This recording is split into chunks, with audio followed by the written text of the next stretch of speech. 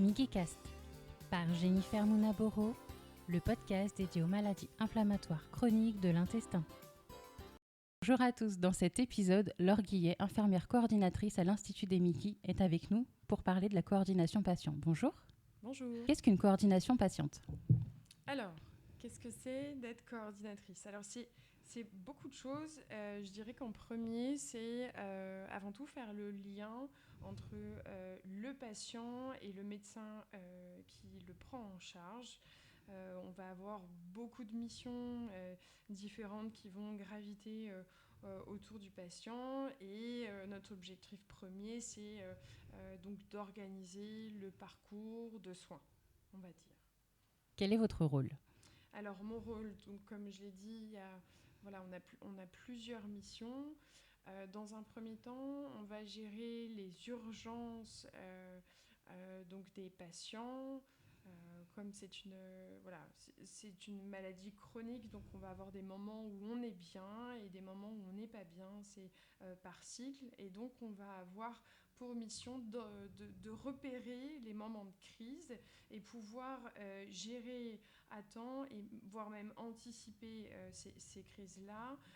Ça passe par un coup de téléphone, un mail, un résultat de prise de sang ou de dosage de calprotectine qui n'est pas bien. Et puis à ce moment-là, on va avoir pour mission d'interroger le patient, de faire un petit interrogatoire. Et puis à ce moment-là, de faire le point avec le médecin et voir ce qu'on peut faire pour éviter que le patient, entre guillemets, poireaute chez lui et aille aux urgences pour rien. Voilà.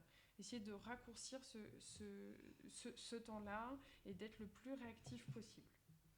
On va avoir d'autres rôles à jouer dans notre quotidien. Ça va être un rôle d'éducation auprès du patient pour à la fois améliorer son quotidien, l'aider à gérer au mieux sa maladie, avoir les connaissances suffisantes pour utiliser ses médicaments, notamment dans les injections qu'on peut utiliser à la maison maintenant, c'est assez nouveau.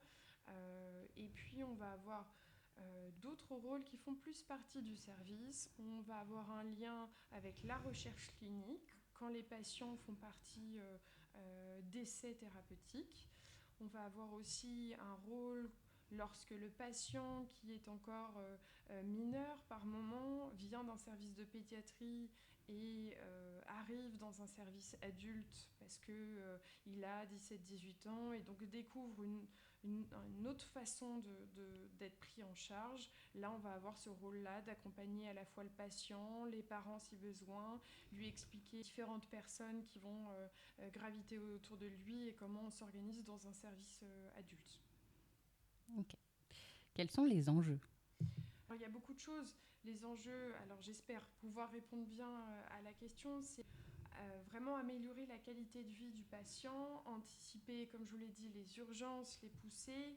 Ce qui est assez nouveau depuis ces dernières années, c'est que maintenant, avec les nouveaux traitements, les nouvelles façons de prendre en charge nos patients qui ont la maladie de Crohn ou la rectocolite hémorragique, c'est que nos traitements ont changé et on n'est plus obligé de passer par l'hôpital de jour pour faire ses perfusions. Maintenant, on peut être à la maison autonome, plus ou moins, et faire son traitement tout seul.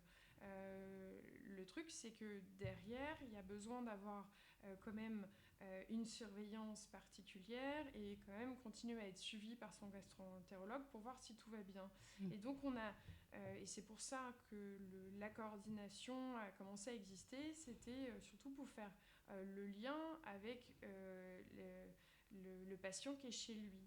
Et donc, plus le temps passe, plus on va avoir des gens qui vont avoir besoin de ce lien entre le domicile et l'hôpital pour continuer le suivi rapproché.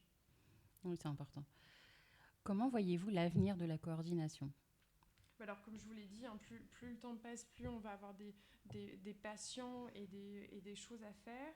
Il y a encore beaucoup de choses à améliorer.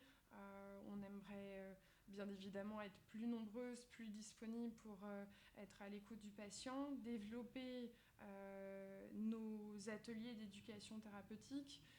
Au sein de l'Institut des Mickey, c'est quelque chose qu'on a commencé à faire, mais pas tout à fait jusqu'au bout. On aimerait bien pouvoir proposer des ateliers collectifs sur des sujets les plus importants, qui sont souvent autour de la gestion de la douleur, comment je peux vivre ma grossesse quand j'ai une Mickey, comment je peux voyager, voilà, toutes ces choses-là qui peuvent améliorer le quotidien et améliorer la vie du patient.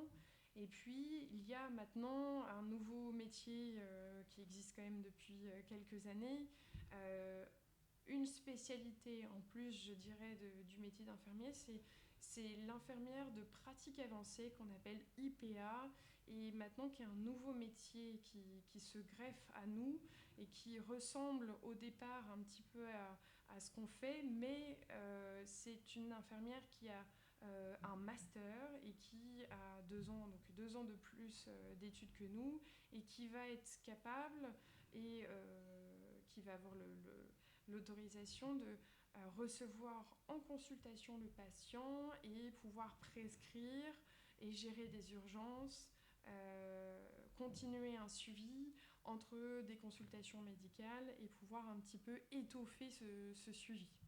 Ça fait partie des choses qui vont être amenées à changer, qui existent déjà dans certains centres, et puis qu'on aimerait avoir parmi nous. Merci à vous, l'équipe de la coordination, pour tout ce que vous faites. Vous êtes à l'écoute, vous savez nous rassurer si besoin, apaiser nos inquiétudes. Vous êtes importante pour les patients. Les Mickey, c'est un suivi sur le long terme. Il est important d'avoir confiance en toute l'équipe. Merci Laure pour votre participation à ce podcast. Je vous en prie. Merci à tous pour votre écoute. À bientôt pour de prochains podcasts. MickeyCast par Jennifer Mounaboro, le podcast dédié aux maladies inflammatoires chroniques de l'intestin.